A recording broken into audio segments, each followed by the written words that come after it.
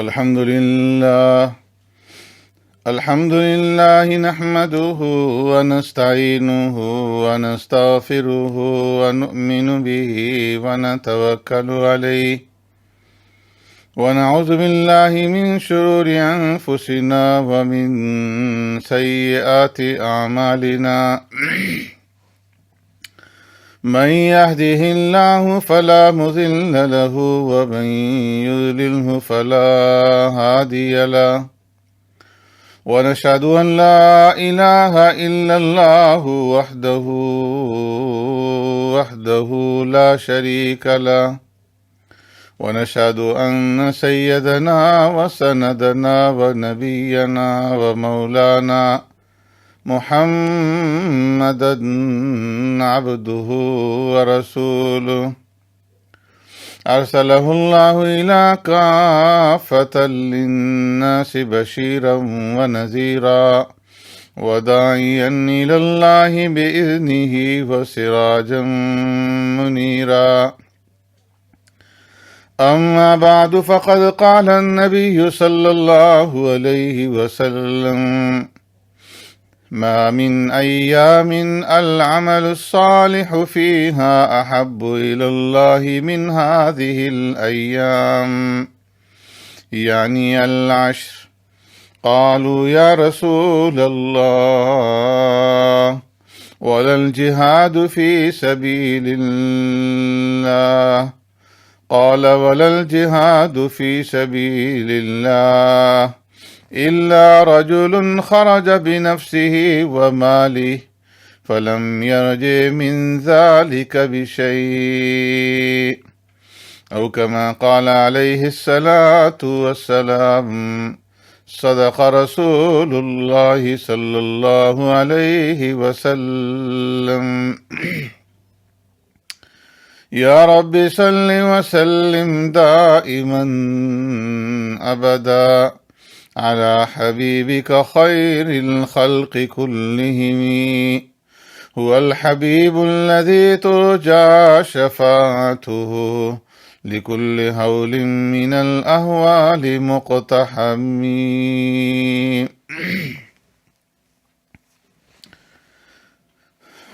میرے محترم دوستو، بزرگوں، بھائیوں اور میری ماں اور بہنوں،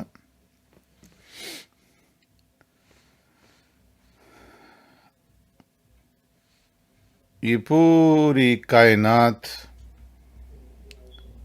اللہ تبارک و تعالیٰ کی مخلوق ہے، اور اللہ تبارک و تعالیٰ نے اپنی مخلوقات میں سے تمام مخلوقات کو ایک درجے پر نہیں رکھا، بلکہ اللہ رب العزت نے ان کے اندر درجہ بندی کی ہے، اور بعض کے اوپر فضیلت عطا فرمائی ہے، کسی کو سربلندی عطا فرمائی ہے اور کسی کو پست رکھا ہے، کسی کو اعلیٰ درجہ دیا ہے اور کسی کو ادنا درجہ، اور کسی کو خاص بنایا ہے اور کسی کو عام، کسی کو اپنا منتخب بنایا اور دوسروں کے اوپر واضح بڑھوتری اور واضح فضیلت عطا فرمائی۔ فرمایا کہ وَرَبُّكَ يَخْلُقُ مَا يَشَاءُ وَيَخْتَارُ، اللہ رب العزت آپ کا رب ہے، آپ کا پروردگار ہے، جو چاہتا ہے پیدا فرماتا ہے، اور اپنی پیدا کی ہوئی مخلوقات میں سے جسے چاہتا ہے اسے چن لیتا ہے۔ اللہ تبارک و تعالیٰ نے مختلف اوقات اور مقامات اور افراد انسانی میں درجہ بندی قائم کی ہے۔ انسانوں کے اندر اللہ تبارک و تعالیٰ نے حضرات انبیاء علیہ السلام کو اور حضرات رسل کو اپنا منتخب بندہ بنایا ہے، اور تمام انسانوں کے اوپر انہیں فضیلت اور بڑھوتری عطا فرمائی ہے۔ پھر حضرات انبیاء علیہ السلام کے اندر بھی بعض کو بعض کے اوپر فضیلت عطا فرمائی ہے، اور جس کا ذکر اللہ رب العزت نے اپنے قرآن کریم کے اندر یوں فرمایا، تِلْكَ الرُّسُلُ فَضَّلْنَا بَعْضَهُمْ عَلَى بَعْضٍ مِّنْهُمْ مَنْ كَلَّمَ اللَّهُ وَرَفَعَ بَعْضَهُمْ دَرَجَاتٍ۔ فرمایا کئی رسول ہیں جن میں سے ہم نے بعض کو بعض پر فضیلت دی ہے، ان میں سے بعض وہ ہیں جن سے اللہ تبارک و تعالیٰ نے کلام فرمایا، بات چیت فرمائی، اور بعض کے درجات بلند فرمائے۔ ان رسولوں کے اندر اولو العزم رسولوں کو بقیہ رسولوں کے اوپر فضیلت عطا فرمائی، اور ان اولو العزم میں سے پھر اللہ رب العزت نے اپنے خلیل کو فضیلت عطا فرمائی، اور خاتم الانبیاء جناب محمد الرسول اللہ صلی اللہ علیہ وسلم کو تمام بنی آدم کا سردار بنایا، تمام انبیاء کا سردار، تمام رسل کا سردار، تمام انسانیت کا سردار۔ اسی طرح اللہ تبارک و تعالیٰ نے سال کے اندر 12 مہینے پیدا فرمائے، اور 12 مہینوں میں سے رمضان المبارک کے مہینے کو فضیلت عطا فرمائی، اور سال کے دنوں کے اندر یوم العرفہ 9 ذی الحجہ عرفہ کے دن کو فضیلت عطا فرمائی، اور ہفتہ کے دنوں میں اللہ نے جمعے کے دن کو فضیلت عطا کی، اور راتوں میں سے اللہ رب العزت نے شب قدر کو اس فضیلت سے نوازا، اور پھر مہینے کے اندر عشروں میں سے ذو الحجہ کا پہلا عشرہ اور رمضان المبارک کا آخری عشرہ، اس کو اللہ رب العزت نے فضیلت والا بنایا۔ ذو الحجہ کا جو عشرہ ہے، اس عشرے کے اندر جو دن ہیں، ان دنوں کا کوئی جواب نہیں، اور رمضان المبارک کے عشرے کے اندر جو راتیں ہیں، ان راتوں کا کوئی جواب نہیں۔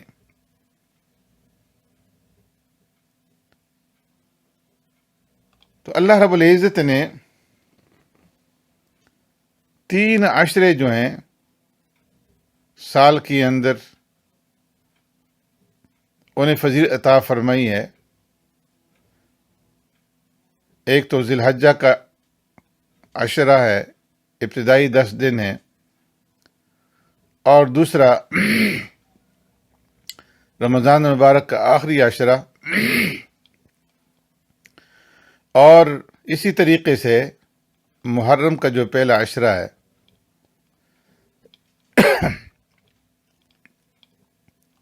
ان کو اللہ تبارک و تعالیٰ نے فضیلت عطا فرمائی ہے۔ رمضان المبارک کے عشرے کی جو فضائل ہیں، وہ رمضان المبارک کے بیان کے اندر ان کا تذکرہ ہو چکا ہے، اور محرم حرام کا جو عشرہ ہے، اس کے فضائل انشاءاللہ زندگی رہی تو محرم کے دوران کے اندر، محرم کے پہلے عشرے میں اس کے بارے میں عرض کیا جائے گا۔ اس وقت چونکہ ذی الحجہ کا مہینہ شروع ہو رہا ہے، تو اس لیے ذی الحجہ کا جو پہلا عشرہ ہے، ابتدائی 10 دن ہیں، ان کی فضیلت کے بارے میں عرض کرنے کی کوشش کرتا ہوں، کہ جن کی اللہ تبارک و تعالیٰ نے قرآن کریم کے اندر قسم کھائی۔ فرمایا والفجر ولیال عشر والشفع والوتر واللیل اذا یسر هل فی ذلک قسم لذی حجر۔ فرمایا قسم ہے فجر کی اور قسم ہے 10 راتوں کی، اور قسم ہے جفت اور طاق کی، اور قسم ہے رات کی جب وہ چلنے لگے۔ کیا ان قسموں میں عقل مندوں کے واسطے کفایت ہے؟ تو ولیال عشر کی جو قسم اللہ رب العزت نے اٹھائی ہے ان آیات کے اندر، اکثر مفسرین کے نزدیک اس سے مراد ذوالحجہ کی یہ ابتدائی 10 راتیں، ذوالحجہ کے ابتدائی 10 دنوں کی دوسری فضیلت یہ ہے کہ اللہ تبارک و تعالیٰ نے ان کی قسم کھاتے ہوئے ان کے ساتھ ساتھ کئی دیگر چیزوں کی بھی قسم کھائی ہے، اور ان اہم چیزوں کی عظمت اور ان کی اہمیت کو بیان فرمایا۔ اس کے ساتھ ساتھ فجر کی قسم کھائی گئی ہے، جو ایسا قیمتی وقت ہے جس وقت اندھیرے کے بعد اجالا بکھرتا ہے اور سکون کے بعد حرکت واپس آتی ہے۔ نیند جو موت کہلاتی ہے، موت کی بہن چھوٹی موت، اس سے انسان بیدار ہو کر کے زندگی شروع کرتا ہے، اور پھر یہ جو وقت ہوتا ہے اس وقت کے اندر، فجر کے اس وقت میں فرشتوں کا اکٹھ ہوتا ہے، اور یہ فجر کا وقت رات کے آخری پہر کے انتہائی قریبی وقت ہے، جبکہ اللہ رب العزت آسمان دنیا پر نزول فرماتے ہیں اور اپنے بندوں کو مخاطب فرماتے ہیں کہ ہے کوئی مجھ سے مانگنے والا جو مجھے سے مانگے، اور میں اس کی مانگ کو، اس کے سوال کو پورا کروں۔ پھر اسی طرح فجر کا جو وقت ہے اور فجر کی جو نماز ہے، فرمایا کہ یہ نماز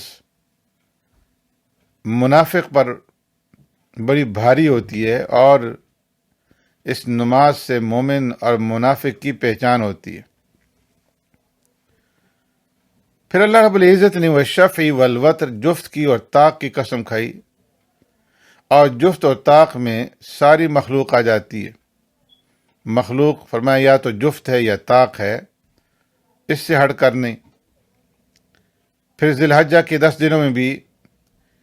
ایک اہم طاق موجود ہے، جو کہ عرفہ کا دن ہے، 9ویں ذی الحجہ کا دن ہے،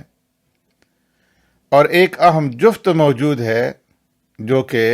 10ویں ذی الحجہ کا دن ہے، قربانی کا دن ہے۔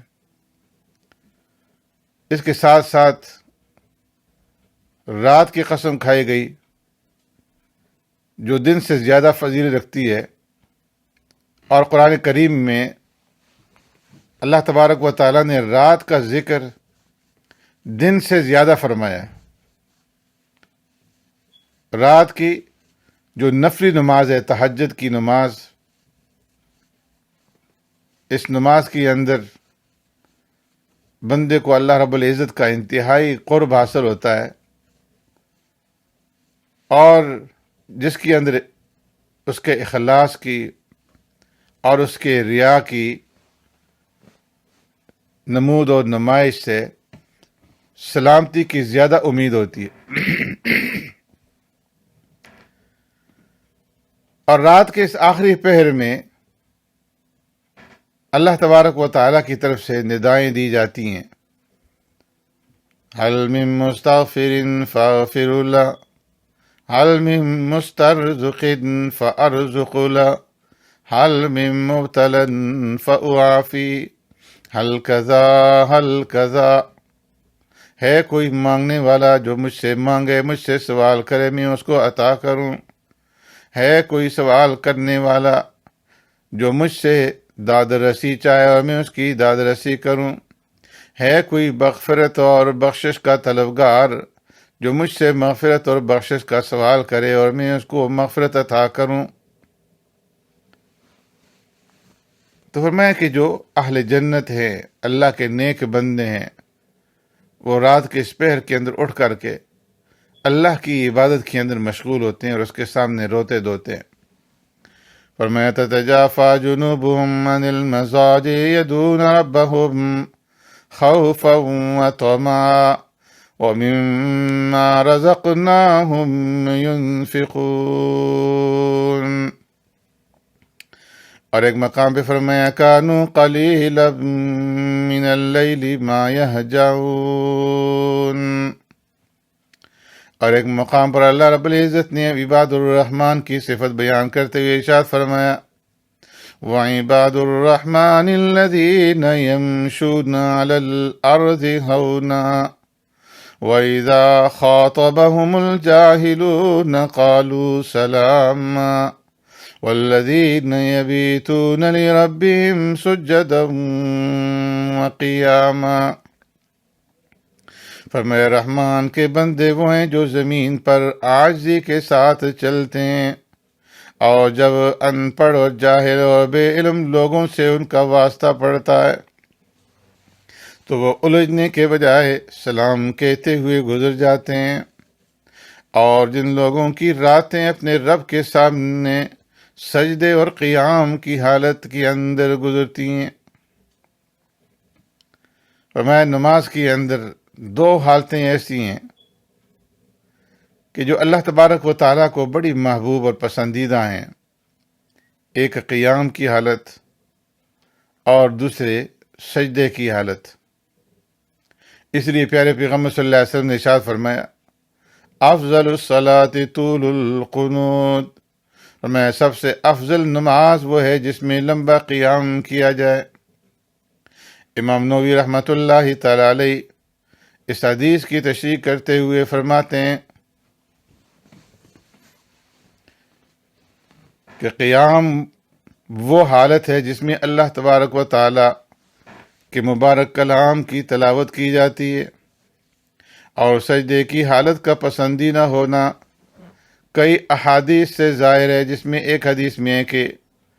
پیارے پیغمبر صلی اللہ علیہ وسلم نے ارشاد فرمایا اقرب ما يكون العبد من ربه وهو ساجد فاکثر الدعاء. فرمایا سب سے زیادہ بندہ اپنے رب کے قریب سجدے کی حالت میں ہوتا ہے، اس لیے تم اس حالت کے اندر اللہ رب العزت سے زیادہ دعائیں کیا کرو. ایسے ہی اللہ رب العزت نے قرآن کریم کے اندر ایک مقام پر فرمایا کہ واسجد واقترب، سجدہ کر اور قریب ہو جا. تو فرمایا کہ سجدہ اللہ رب العزت کو انتہائی محبوب ہے. پیارے پیغمبر صلی اللہ علیہ وسلم سے جب ایک صحابی نے سوال کیا کہ اللہ کے رسول صلی اللہ علیہ وسلم میں جنت میں آپ کی رفاقت کا طلبگار ہوں، تو آپ صلی اللہ علیہ وسلم نے جواب کے اندر اسے ارشاد فرمایا فَأَعِنِّي عَلَى نَفْسِكَ بِكَثْرَةِ السُّجُودِ. فرمایا کہ زیادہ سے زیادہ سجدے کر کے اپنے آپ پر میری مدد کرو. اسی طرح ذی الحجہ کی ان ایام کی ایک فضیلت یہ ہے کہ یہ وہ ایام ہیں جن میں اللہ تبارک و تعالیٰ نے اپنے دین کی تکمیل فرمائی ہے، اور ان دنوں کے اندر ہر نوع اور ہر قسم کی عبادت کو اللہ رب العزت نے اکٹھا فرما دی ہے. اور تکمیل دین فرمایا کہ وہ گراں قدر عطیہ ہے جس سے اہل دین کی تکمیل ہوتی ہے، ان کے اعمال کی، ان کے کردار کی اور ان کے اجر و ثواب کی تکمیل ہوتی ہے، اور انہیں حیات کاملہ نصیب ہوتی ہے. اطاعت فرما برداروں میں ان کو اپنی اطاعت کے اندر لذت ملتی ہے، اور گناہوں سے حفاظت ہوتی ہے، مخلوقات کی محبت ملتی ہے، اور سنتوں کو کامیابی اور بدعتوں کو شکست سے دوچار ہونا ہوتا ہے. اور فرمائیں کہ اہل ایمان کو وہ قوت اور وہ طاقت ملتی ہے، نفاق اور اہل نفاق ذلت اور پستی میں گر جاتے ہیں. تو اللہ کی عبادت میں انسان کا جو نفس ہے وہ پرسکون ہو جاتا ہے. قرآن کریم کے اندر اللہ تبارک و تعالیٰ نے تکمیل دین کا اعلان بھی اسی عشرے کے اندر، ذی الحجہ کے اس عشرے کے اندر فرمایا، جس کی بنا پر یہودی حسد کا شکار ہوئے۔ اور ایک بار ایک یہودی نے فاروق اعظم رضی اللہ تعالیٰ عنہ سے کہا کہ آپ کی کتاب قرآن کریم کے اندر ایک ایسی آیت موجود ہے کہ اگر وہ ہم یہودیوں پر نازل ہوتی تو ہم اس دن کو اپنا عید کا دن بنا لیتے، اور وہ آیت ہے الیوم اکملت لکم دینکم واتممت علیکم نعمتی ورضیت لکم الاسلام دینا، کہ آج میں نے تمہارے لیے تمہارے دین کو کامل کر دیا اور تم پر اپنا انعام بھرپور کر دیا اور تمہارے لیے اسلام کے دین ہونے پر راضی ہو گیا۔ تو فاروق اعظم رضی اللہ تعالیٰ عنہ نے آگے سے جواب میں فرمایا کہ مجھے معلوم ہے کہ یہ آیت کب اور کہاں نازل ہوئی، اور میں جمعہ کے دن میدان عرفات کے اندر یہ آیت کریمہ نازل ہوئی۔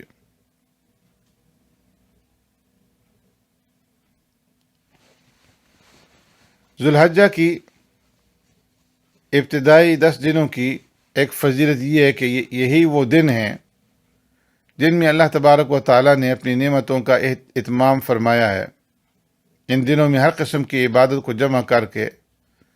روح کی غذا اور اس کی لذت کا سامان کر دیا ہے، اور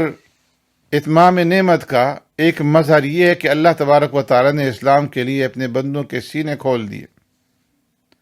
وہ سرزمین عرب جہاں یہودیت اور نصرانیت اور مجوسیت اور وثنیت اور بت پرستی کا غلغلہ تھا، اسلام کا پرچم سر بلند ہوا، اور اللہ رب العزت نے ارشاد فرمایا هو الذی ارسل رسولہ بالہدی ودین الحق لیظہرہ علی الدین کلہ وکفی باللہ شہیدا، وہی ہے جس نے اپنے رسول کو ہدایت اور دین حق کے ساتھ بھیجا تاکہ اس دین کو ہر دین پر غالب کر دے، اور اللہ تبارک و تعالیٰ کافی ہے گواہی دینے والا۔ اللہ رب العزت نے اسی اتمام نعمت کا ایک مظہر یہ بنایا کہ مسلمانوں کے لیے حرم کا داخلہ مخصوص فرما دیا، اور کفار و مشرکین کو حدود حرم میں داخل ہونے سے روک دیا گیا۔ ذی الحجہ کی فضائل میں سے ایک فضیلت یہ ہے کہ یہ وہ دن ہیں جن میں ہر قسم کی عبادات جمع ہیں۔ ان دنوں میں کلمہ شہادت کا اقرار، تجدید ایمان اور کلمہ کی تقاضوں کی تکمیل کا بھرپور موقع ہے۔ ان دنوں کے اندر 5 وقتہ نمازوں اور دیگر نفلی عبادات کی ادائیگی اور صدقہ اور زکوٰۃ کی ادائیگی کا موقع ہے۔ ان دنوں کے اندر روزے کی عبادت بھی ادا کی جا سکتی ہے، نفلی طور پر روزے رکھے جا سکتے ہیں، اور پھر ان دنوں کے اندر اللہ نے حج اور قربانی کو بھی جمع کر دیا ہے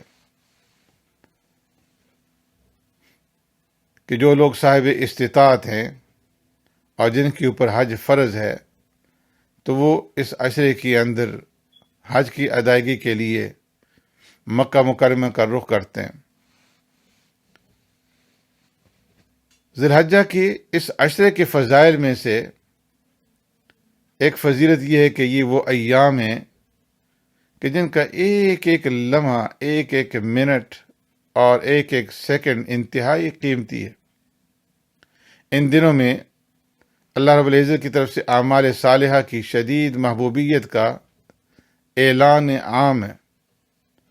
اور خصوصی پیشکش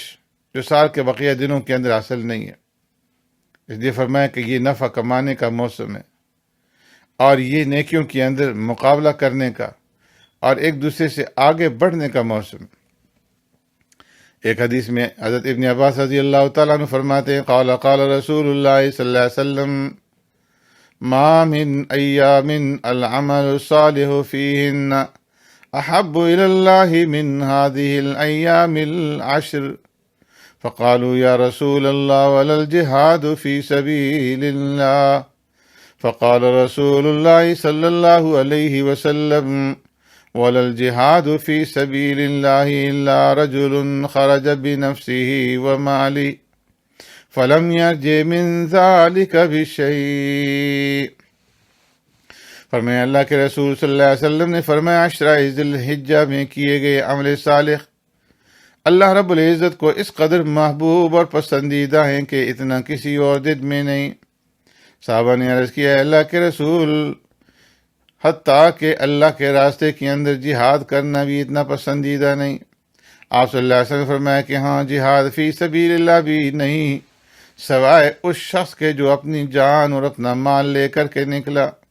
اور پھر ان میں سے کسی چیز کو بھی لے کر کے واپس نہ ہوا.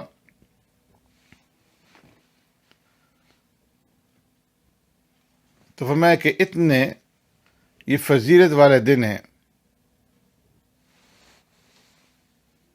کہ جو آدمی اپنا نفس اور اپنا مال سب کچھ اللہ رب العزت کے راستے کے اندر قربان کر دے تو اس کی تو عظمت اور اس کی تو فضیلت ہے، لیکن اس کے مقابلے میں باقی فرمایا کہ کوئی بھی عمل ان دنوں کی اعمال کی برابری نہیں کر سکتا. اس لیے ہر ایک انسان اگر یہ سوچے کہ کس انسان کے اندر اتنی ہمت ہے، اتنی طاقت ہے کہ وہ اپنا سب کچھ قربان کر دے، اپنی جان بھی قربان کر دے، اپنا مال بھی قربان کر دے، اتنی بڑی قربانی پیش کرنا یہ ہر ایک انسان کے بس کی بات نہیں. اس لیے اس کے مقابلے میں یہ کس قدر آسان ہے کہ اللہ کی طرف سے دیے گئے اس خصوصی پیشکش سے فائدہ اٹھاتے ہوئے عشرہ ذی الحجہ کے اندر اعمال صالحہ زیادہ سے زیادہ کیے جائیں. ایک حدیث کے اندر جابر رضی اللہ تعالیٰ عنہ فرماتے ہیں قال رسول اللہ صلی اللہ علیہ وسلم افضل ایام الدنیا ایام العشر. فرمایا کہ پیارے پیغمبر صلی اللہ علیہ وسلم نے ارشاد فرمایا دنیا کے دنوں میں افضل ترین دن ذی الحجہ کے ابتدائی دن ہے. اور ان دنوں کے فضائل میں سے ایک فضیلت یہ بھی ہے کہ ان کے اندر عرفہ کا دن ہے، جس کے بارے میں پیارے پیغمبر صلی اللہ علیہ وسلم کا ارشاد ہے ما من یوم اکثر من ان یعتق اللہ فیہ عبدا من النار من یوم عرفہ وَإِنَّهُ لَيَدْنُو ثُمَّ يُبَاهِي بِهِمُ الْمَلَائِكَةُ فَيَقُولُ مَا أَرَادَ هَؤُلَاءِ.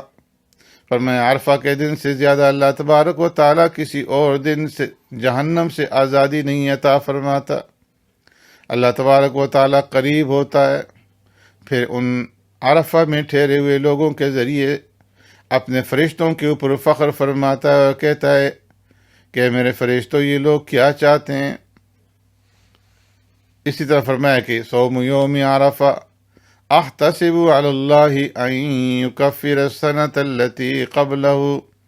والسنة التي بعده. فرمایا صوم عرفہ سے متعلق مجھے اللہ تبارک و تعالیٰ سے امید ہے کہ جس آدمی نے 9 ذی الحجہ کو یوم عرفہ کو روزہ رکھا تو یہ روزہ رکھنا 1 سال گزشتہ اور 1 سال آئندہ کے گناہوں کے لیے کفارہ ہو جائے گا. پھر عرفہ کے دن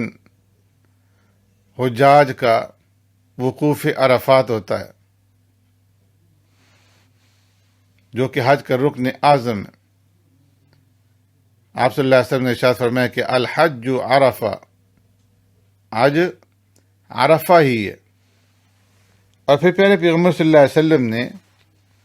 ارشاد فرمایا کہ خیر الدعاء دعاء یوم عرفہ وخیر ما قلت انا والنبیون من قبلی لا الہ الا اللہ وحدہ لا شریک لہ لہ الملک ولہ الحمد وہو علی کل شیء قدیر. فرمایا عرفہ کے دن کی دعا تمام دعاؤں سے بہتر ہے اور سب سے افضل کلمہ جو میں نے اور مجھ سے پہلے تمام انبیاء نے کہا وہ ہے لا الہ الا اللہ وحدہ لا شریک لہ لہ الملک ولہ الحمد وہو علی کل شیء قدیر۔ اللہ کے سوا کوئی لائق عبادت نہیں، وہ اکیلا ہے، اس کا کوئی شریک نہیں، ملک اسی کا، تعریفیں اسی کے لیے، اور وہ ہر چیز پر قادر ہے۔ پھر ان ایام کے فضائل میں سے ایک فضیلت یہ بھی ہے کہ اس عشرہ کا جو آخری دن ہے وہ یوم النحر ہے، جس کے بارے میں اللہ کے رسول صلی اللہ علیہ وسلم نے ارشاد فرمایا، ان اعظم الایام عند اللہ تبارک و تعالی یوم النحر ثم یوم القر۔ بے شک اللہ تبارک و تعالیٰ کے یہاں تمام دنوں سے عظیم ترین دن یوم النحر قربانی کا دن ہے، پھر اس کے بعد والا دن یعنی 11ویں ذی الحجہ کا دن یوم النحر وہ دن ہے کہ جس کے اندر حجاج حج کے بیشتر اعمال انجام دے دیتے ہیں، جمرہ عقبہ کو کنکریاں مارتے ہیں، قربانی کرتے ہیں، سر کے بال کٹواتے ہیں، اور طواف زیارت اور سعی کرتے ہیں۔ اسی طریقے سے پوری دنیا کے اندر مسلمان عید الاضحیٰ مناتے ہیں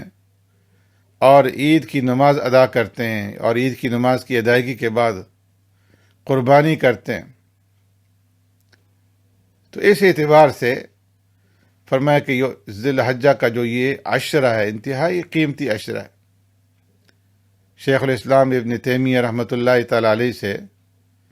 جب کسی نے سوال کیا کہ رمضان المبارک کا آخری عشرہ زیادہ مبارک ہے یا ذی الحجہ کا پہلا عشرہ، تو آپ نے جواب دیتے ہوئے فرمایا کہ رمضان المبارک کی آخری 10 راتیں ذی الحجہ کی پہلی راتوں سے زیادہ افضل ہیں، اس لیے کہ اس میں لیلۃ القدر ہے جو تمام راتوں کی سردار ہے۔ اور فرمایا کہ ذی الحجہ کے پہلے 10 دن رمضان المبارک کے آخری 10 دنوں سے زیادہ مبارک ہیں، کیونکہ ان دنوں میں یوم عرفہ واقع ہے جو کہ تمام دنوں میں سب سے زیادہ افضل اور اشرف دن ہے۔ تو ذی الحجہ کا یہ جو عشرہ ہے انتہائی قیمتی عشرہ ہے، بے شمار اس کے فضائل ہیں، اس لیے ہر ایک مسلمان مرد اور ہر ایک مسلمان عورت کو، ہر بھائی اور ہر بہن کو یہ چاہیے کہ ان مبارک دنوں کو غنیمت سمجھے اور ان دنوں کو ضائع ہونے سے بچائے، اور ان دنوں کے اندر ہر چھوٹی بڑی نیکی کرنے کے اندر سبقت لے جانے کی کوشش کرے۔ سبحانک اللہم و بحمدک نشہد ان لا الہ الا انت نستغفرک و نتوب الیک۔